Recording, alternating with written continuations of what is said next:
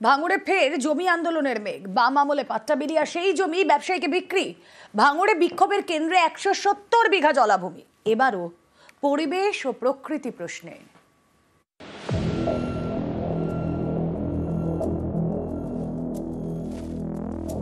2016 পর 2025 ফের ভাঙড়ে জমি আন্দোলনের মেঘ। এবার বিতর্কের কেন্দ্রে এই বিশাল জলাভূমি, প্রায় 300 বিঘার। স্থানীয় বাসিন্দারা যাকে পুটিবাবুর ঘেরি বলে চেনে। এর মধ্যে 170 বিঘা জমি বিক্রি হয়ে গিয়েছে। তা নিয়েই গরম ভাঙড়।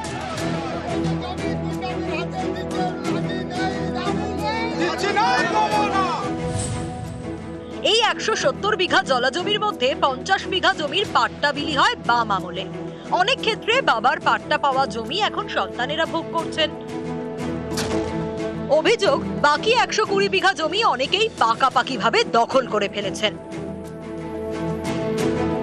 সম্প্রতি বিতর্ক বাধে যখন পাট্টা জমি সহ এই 170 বিঘা জমি কলকাতার এক ব্যবসায়ী কিনে নেন। ব্যবসায়ী জমি ঘেরার চেষ্টা করতেই বিক্ষোভ দেখান গ্রামবাসীরা। গত মাসে জমির চারপাশে দেওয়া কাঁটা তার উপড়ে ফেলেন।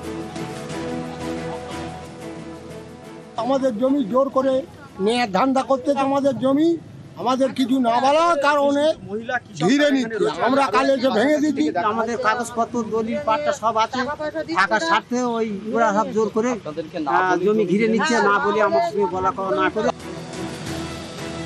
স্থানীয়দের অভিযোগ, ব্যবসায়ীকে জমি বিক্রির পিছনে হাত রয়েছে এক তৃণমূল নেতার।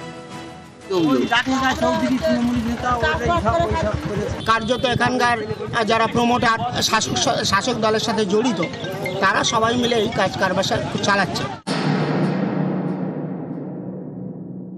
সম্পূর্ণ এই অভিযোগটা মিথ্যা এবং এই জায়গাটা 2016 সালে তখন কেনাবেচা হয়েছিল, তখন আমি কোনো দায়িত্বও ছিলাম না। এটা সম্পূর্ণ বিরোধীদের একটা চক্রান্ত বলে আমি মনে করি। কোনো গরিব মানুষের এতটুকু স্বার্থ স্মৃতি নষ্ট হবে না। আমরা গরিব মানুষের পাশে আছি। আমরা যারা জমি মালিক যারা, আমরা তাদের পাশে আছি। এখন প্রশ্ন হলো, সরকার যে জমির পাট্টা দেয় সেই জমি কি বিক্রি বা হস্তান্তর করা যায়? আইন বলছে যায় না। শুধু তাই নয়, পাট্টা দেওয়া জমি বিক্রি করা হচ্ছে বা লিজে দেওয়া হচ্ছে এমন অভিযোগ পেলে সেই জমি ফেরত নিয়ে নিতে পারে সরকার। তাহলে এই জমি বিক্রি হলো কিভাবে? সেই সময় টাকার প্রয়োজন ছিল আমাদের, তো কোম্পানি বলেছিল তোমরা বিক্রি করবে, মানে সেই হিসেবে দিয়ে একটা টাকা নিয়েছিলাম। দাদার খুব শরীর খারাপ ছিল, কিছু টাকা পয়সা দরকার ছিল, তার জন্য আমরা স্বেচ্ছা দিয়ে কিছু টাকা পয়সা নিয়েছি লিস্ট মতো হিসাবে। 2016 সালে পাওয়ার গ্রিডের ডিস্ট্রিবিউশন স্টেশন তৈরিকে ঘিরে উত্তাল হয় ভাঙড়। বিক্ষোভের জেরে থমকে যায় কাজ। সেই ভাঙড়েই ফের জমি ঘিরে বিক্ষোভ। এই বিক্ষোভকে হাতিয়ার করার চেষ্টা করছে আগের বিক্ষোভের সঙ্গে যুক্ত সংগঠন। রাকেশ চৌধুরী প্রভাবশালী একজন নেতা, তিনি সেই উচ্ছেদের প্রধান কাণ্ডারী। আদিবাসীদের জমি তিনি দখল করার চেষ্টা করেছিলেন।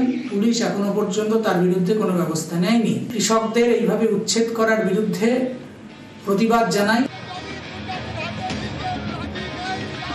ভাঙড় থেকে কল্যাণ মণ্ডল, নিউজ 18 বাংলা।